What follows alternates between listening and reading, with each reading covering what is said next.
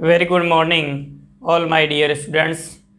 आज हम स्टडी करेंगे क्लास 11th में फर्स्ट चैप्टर के बारे में। और फर्स्ट चैप्टर हमने पढ़ा था, उसमें हमने देखा था कि फर्स्ट चैप्टर में जीव क्या है, सजीव क्या है, उस बारे में पढ़ा था। यानी हम लास्ट टाइम पढ़ रहे थे सजीवों के लक्षणों के बारे में, तो वहीं से वापस से स्टार्ट करेंगे। सजीवों के लक्षण हम पढ़ रहे थे, और उसमें हमने देखा था कि सजीवों में लक्षण होते हैं, उसमें आपको ध्यान रखना है 5 प्रकार के लक्षण जो हमारे एनसीईआरटी बुक में दिए हुए हैं, उस बारे में हम अध्ययन करेंगे। सबसे पहले आपको ध्यान रखना है वृद्धि या ग्रोथ। दूसरा अभिलक्षण है वो जनन या रिप्रोडक्शन है। तीसरा अभिलक्षण है वह उपापचय या मेटाबॉलिज्म। चौथा लक्षण है कोशिकीय संगठन या सेलुलर ऑर्गेनाइजेशन। और पांचवा है वह आपको ध्यान रखना चेतना या कॉन्सेंसियसनेस। तो इस प्रकार से ये हमें ध्यान रखना है। 5 लक्षण हैं जो कि एनसीईआरटी बुक में हमारे दिए हुए हैं, उन लक्षणों के बारे में डिटेल से अध्ययन करेंगे। सबसे पहले हम पढ़ते हैं वह वृद्धि के बारे में, ग्रोथ के बारे में। वृद्धि या ग्रोथ किसे कहा जाता है, वृद्धि या ग्रोथ? तो उसमें आपको क्या ध्यान रखना है कि वृद्धि या ग्रोथ का मतलब क्या है। तो आप देखेंगे कि वृद्धि या ग्रोथ का मतलब होता है increase in size and mass and increase in weight. यानी भार में वृद्धि और संख्या और जो आकार होता है उनमें वृद्धि होती है, उससे ही हम क्या कहते हैं, बढ़ोतरी होती है, उससे हम क्या कहते हैं, ग्रोथ या वृद्धि कहा जाता है। तो वृद्धि सजीवों का प्रमुख लक्षण है। वृद्धि सभी सजीवों में पाई जाती हैं, सभी सजीवों में पाई जाती हैं। इन वृद्धि होती हैं वह सभी सजीवों में पाई जाती हैं। वृद्धि से तात्पर्य भार एवं आकार में वृद्धि होना है। वृद्धि से तात्पर्य क्या है? वृद्धि से तात्पर्य जीवों या ऊतकों के भार एवं संख्या में बढ़ोतरी से है।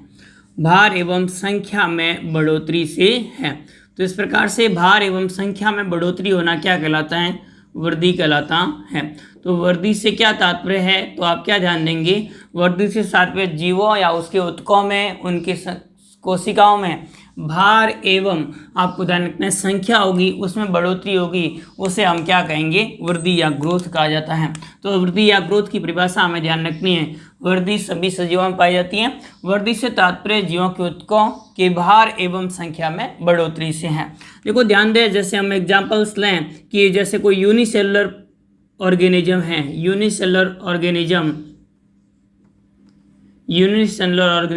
जैसे कि हम अमीबा का ले लेते हैं। तो इस प्रकार से यूनिसेलुलर ऑर्गेनिज्म अमीबा का ले लेते हैं। तो अमीबा हम देखते हैं कि इस प्रकार से अमीबा है, ये आपको ध्यान रखना है, इस प्रकार से अनियमित आकृति होती है अमीबा की, और अमीबा में अनियमित आकृति है और यूनिसेलुलर ऑर्गेनिज्म है।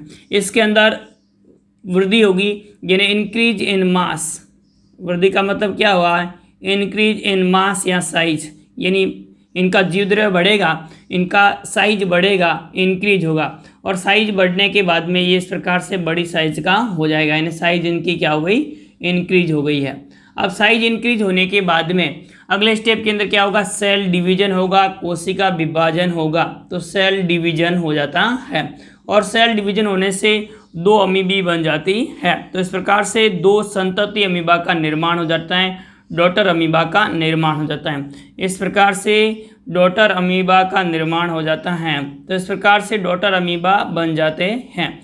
तो ये इस प्रकार से आपको ध्यान रखना है। यूनिसेलुलर ऑर्गेनिज्म जैसे कि अमीबा होता है, उसके अंदर जो वृद्धि होती है, उस वृद्धि से क्या तात्पर्य है, तो आपको ध्यान रखना है पहले उनके भार में वृद्धि होगी, साइज में वृद्धि होगी, और साइज में वृद्धि होने के बाद में कोशिका विभाजन हो जाता है, जिससे 2 संतति अमीबा बन जाते हैं। तो इस प्रकार से एक कोशिकीय जीवों के अंदर वृद्धि है, वह वृद्धि और जनन एक दूसरे के प्राय माने जाते हैं। तो वृद्धि होगी और जनन होगा, दोनों एक ही बात है, क्योंकि इसे वृद्धि भी कह सकते हैं क्योंकि इनकी संख्या में बढ़ोतरी हो रही है, इसके आकार में बढ़ोतरी हो रही है, ये वृद्धि होगी, और वृद्धि के साथ साथ 2 संतति अमीबा बन रहे हैं, तो ये क्या हो गया, जनन भी। तो इस प्रकार से एक कोशिकीय जीव जैसे अमीबा है या कुछ शैवाल से जैसे आपको ध्यान रखना एक कोशिका सेवा क्लेमाइडोमोनास है। इस प्रकार के जीव होंगे उनके अंदर वृद्धि और आपको ध्यान रखना जनन होते हैं, वो दोनों एक दूसरे के पर्याय होते हैं।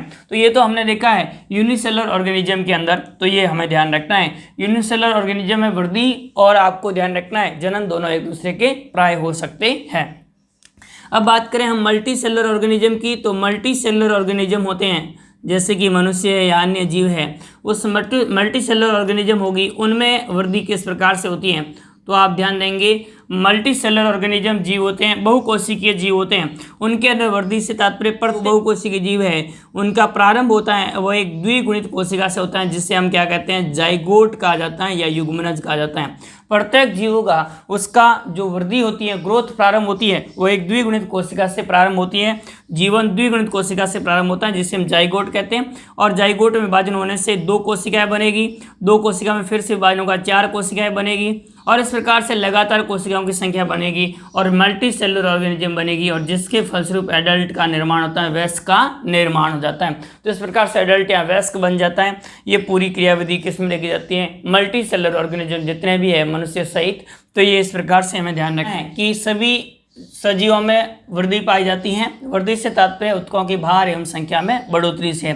एक कोशिकीय जीवों के अंदर वृद्धि होती है वो वृद्धि कोशिका विभाजन के फलस्वरूप होती है जिसके फलस्वरूप संतति कोशिकाएं बनती हैं, अर्थात इसमें वृद्धि और जनन दोनों एक दूसरे के पर्याय होते हैं। बहुकोशिकीय जीवों के अंदर वृद्धि होती है उसमें कोशिका विभाजन के फलस्वरूप उनमें संख्या बढ़ती है। अब उसके बाद में ध्यान दें प्लांट्स एवं एनिमल्स के अंदर वृद्धि होती है, प्लांट एवं एनिमल के अंदर वृद्धि होती है उस बारे में बात करें तो प्लांट्स के अंदर वृद्धि होती है वो किस प्रकार की होती है, एनिमल्स के अंदर वृद्धि किस प्रकार से होते हैं। तो पादपों एवं जंतुओं दोनों में वृद्धि होती है वो कोशिका विभाजन से होती है। पादपों में एवं जंतुओं में दोनों में वृद्धि होती है वो किससे होती है, तो आपको ध्यान रखना कोशिका विभाजन से होती है। पादपों में वृद्धि होती है वो आपको ध्यान रखना जीवन पर्यंत होती रहती हैं। पादपों में वृद्धि होती है वह जीवन पर्यंत होती रहती है, यानी पूरे जीवन काल के दौरान वृद्धि होती रहती है। तो पादपों में वृद्धि जीवन पर्यंत होती रहती है। तो ये इनमें वृद्धि होती है वह क्या होती है, जीवन पर्यंत होती रहती हैं, जिसे हम क्या कहते हैं। तो आपको ध्यान रखना है इस वृद्धि को हम कहेंगे अनिर्धारित वृद्धि कहते हैं, या इसे हम क्या कहते हैं तो आपको ध्यान रखना है असीमित वृद्धि कहते हैं। अनिर्धारित या जिसे हम क्या कहेंगे असीमित वृद्धि कहा जाता है। तो पादपों के अंदर वृद्धि होती है वह किस प्रकार की होती है, असीमित वृद्धि होती है, यह हमें ध्यान रखना है। जबकि जंतुओं में एक निश्चित समय अवधि के पश्चात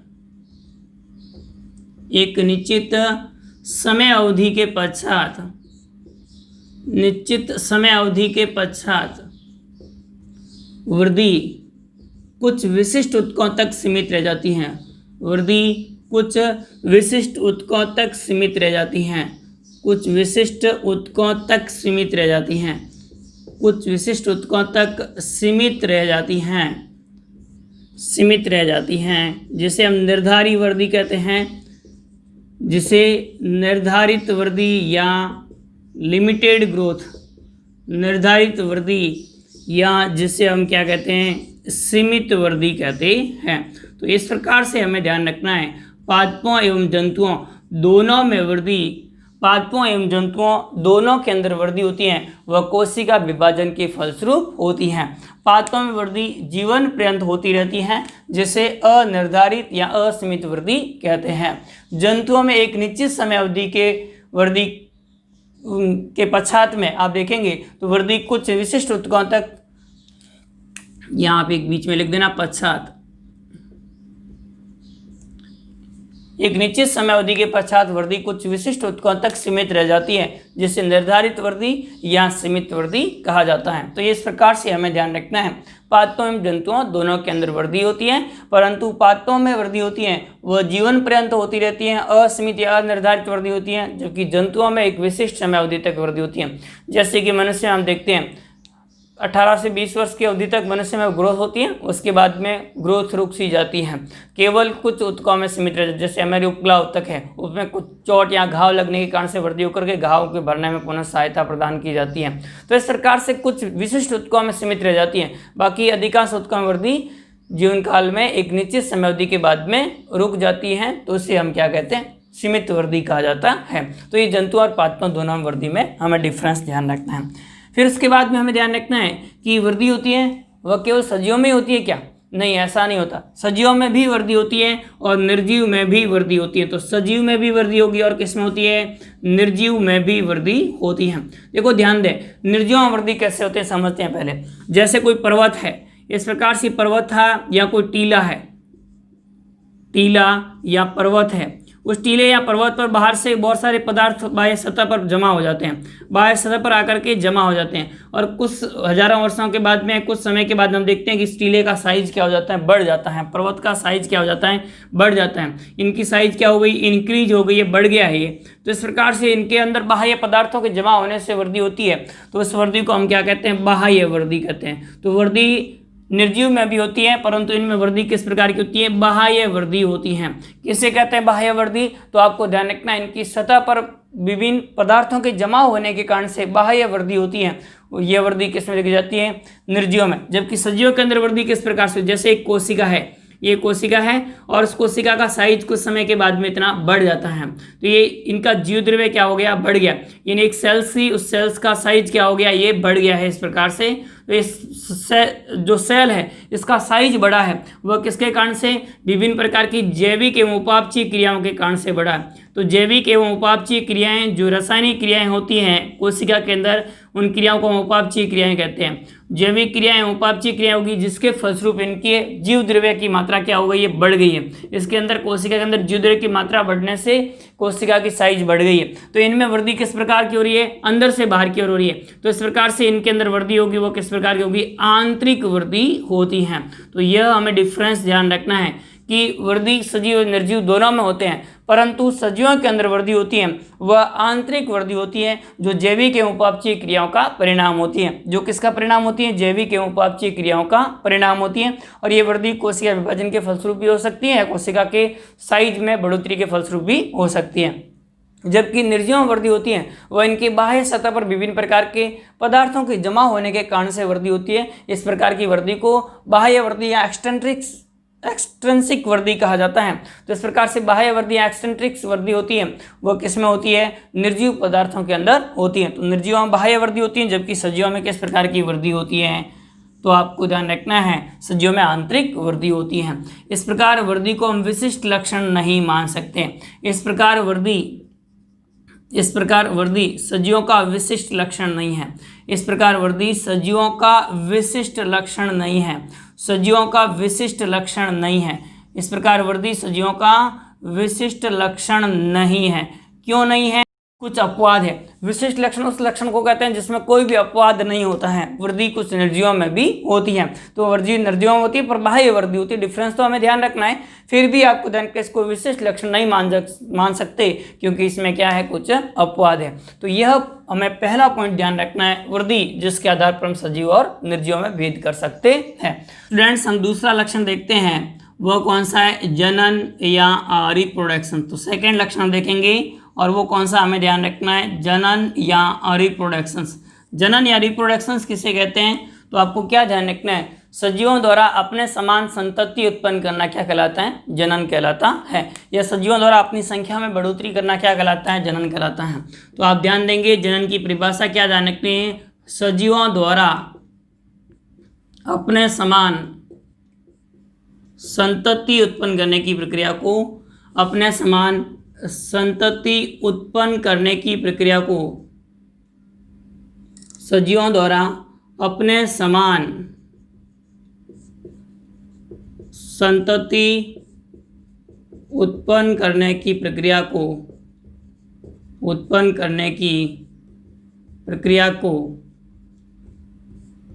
जनन कहते हैं।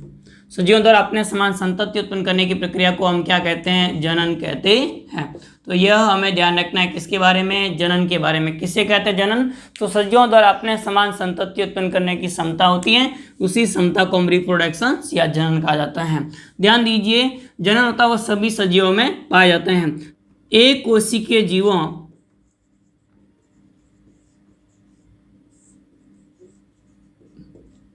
जैसे अमीबा, शैवाल,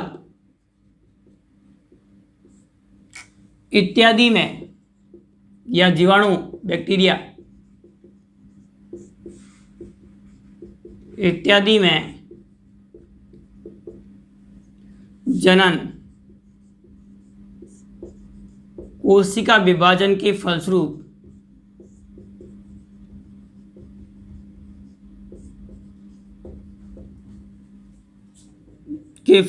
होता है, कोशिका विभाजन के फलस्वरूप होता है। तो इनमें जनन होता है वो किस प्रकार से होता है? कोशिका विभाजन से। यानी एक जीव है वो विभाजित होकर के दो या दो से अधिक जीवों का निर्माण कर लेता है। तो इस प्रकार की प्रक्रिया एक कोशिकीय जीवों के अंदर देखी जाती है। तो एक कोशिकीय जीव होंगे उनके अंदर जनन होता है। उसमें आपको क्या ध्यान रखना है कि इनके अंदर जनन होगा, उसमें उनकी संख्या बढ़ती है कोशिका विभाजन के फलस्वरूप। तो यहाँ आप क्या ध्यान देंगे, मैंने पहले भी बताया था कि एक कोशिकीय जीव होते हैं उनके अंदर वृद्धि एवं जनन होता है, वो दोनों एक दूसरे के प्राय होते हैं। अतः एक कोशिकीय जीवों में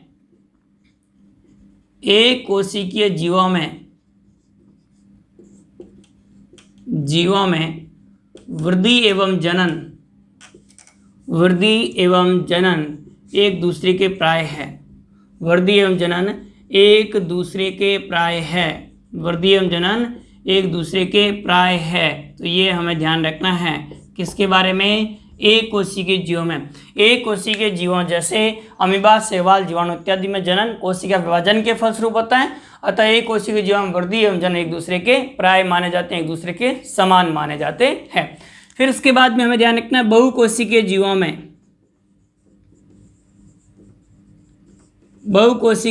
में जनन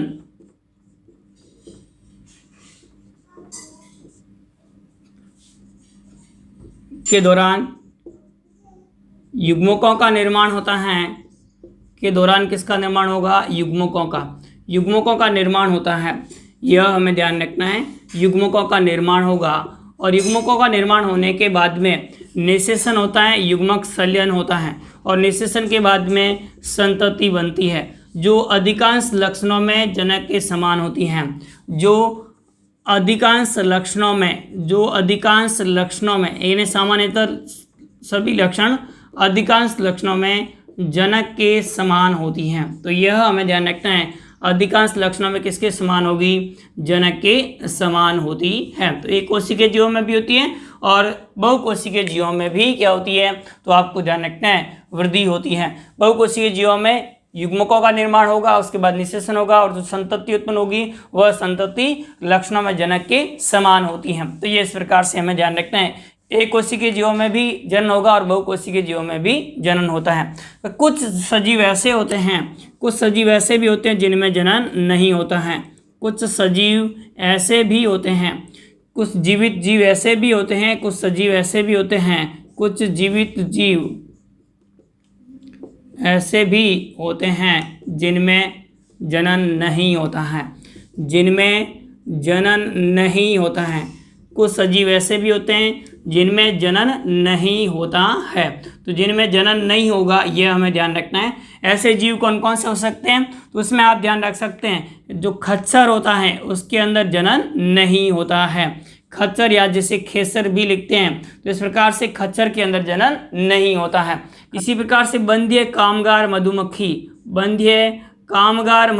होती हैं, उस बंध्य कामगार मधुमक्खी होगी, उनमें भी आपको क्या ध्यान रखना है कि जनन नहीं होता है, फिर भी जीवित जीव है। इसी प्रकार से आप ध्यान देंगे अनुवर मानव होते हैं, अनुवर मानव, उनके अंदर भी आपको ध्यान रखना है जनन होता है, वह नहीं होता है। तो इस प्रकार से बांझ जानवर मानव होते हैं, उनके अंदर भी जनन नहीं होता है। तो ये इस प्रकार के कुछ जीव होते हैं जो जीवित होने के बाद में भी इनमें जनन नहीं होता है। तो जनन को जीवों का विशिष्ट लक्षण नहीं माना जा सकता, जनन को भी जीवों का विशिष्ट लक्षण नहीं कहा जाता है, जनन को भी जीवों का विशिष्ट लक्षण नहीं कहा जाता है, जीवों का विशिष्ट लक्षण नहीं माना जाता है, जनन को भी जीवों का विशिष्ट लक्षण नहीं माना जाता है।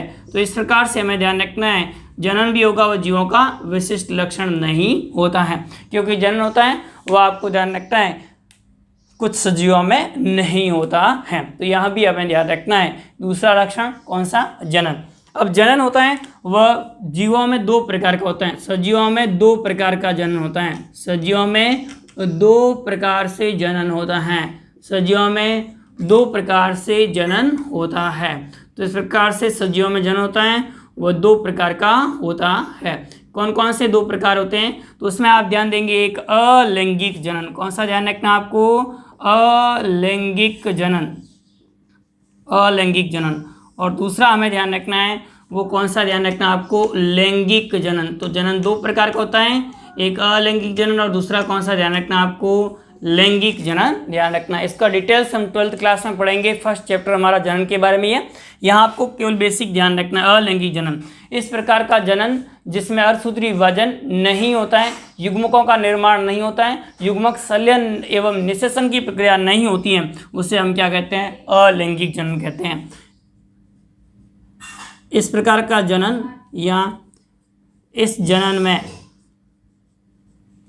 संतति की उत्पत्ति बिना अर्धसूत्री विभाजन, संतति की उत्पत्ति बिना अर्धसूत्री विभाजन एवं युग्मक संलयन के, बिना अर्धसूत्री विभाजन, इस प्रकार के जनन, इस प्रकार का जनन जिसमें बिना अर्धसूत्री विभाजन एवं युग्मक संलयन या निषेचन जैसे हम कहते हैं, युग्मक संलयन के होता है, तो उसे हम क्या कहेंगे? तो आपको ध्यान रखना है उसे हम अलैंगिक जनन कहा जाता है।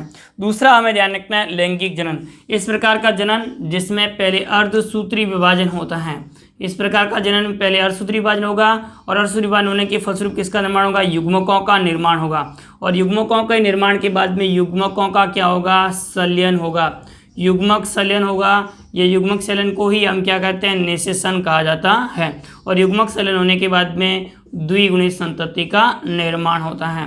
तो इस प्रकार से द्विगुणित संतति बनेगी, तो इस प्रकार के जनन को हम क्या कहेंगे?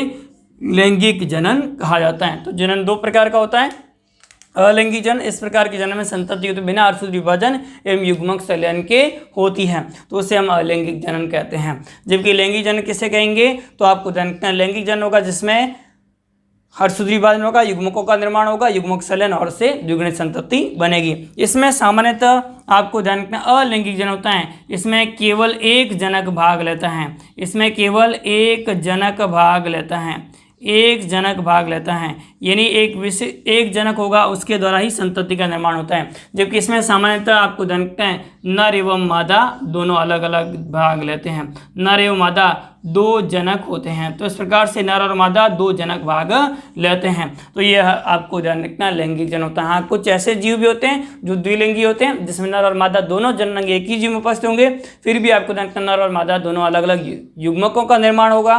तो इस प्रकार की परिस्थितियों से हम क्या कहेंगे? लैंगिक जनन कहा जाता है। अब उसके बाद हम देखते हैं अलैंगिक जनन की विधियाँ कौन कौन सी है। तो उसमें हम कुछ देखते हैं कि अलैंगिक जनन की कौन कौन सी विधियां हैं। अलैंगिक जनन निम्न प्रकार की विधियों से हो सकता है। अलैंगिक जनन निम्न विधियों से हो सकता है। अलैंगिक जनन निम्न विधियों से होता है, विधियों से होता है। तो अलैंगिक जनन होगा वह निम्न विधियों से होता है।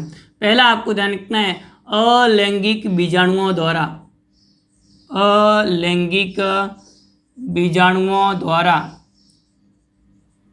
अलैंगिक बीजाणुओं द्वारा। दूसरा हमें ध्यान रखना है वो ध्यान रखना है मुकुलन द्वारा।